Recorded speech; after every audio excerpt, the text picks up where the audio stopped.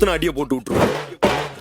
என்ன சண்டைக்கு கூட்டாவும் ஒன்னா பந்தயம் போட்டு நாம்பிய போல வந்தண்டி மன்னிப்பு கேட்டு அப்பையும் வீட்டுல கொட்டுக்க போறாங்கல்ல போலீஸ் கம்ப்ளைண்ட் முஞ்சா என்ன கூண்டுல நிப்பாட்டு நம்மளுக்கும் இருக்கு சப்போர்ட் உன்னை கூட்டுன்னு போவேன் ஜீப்ல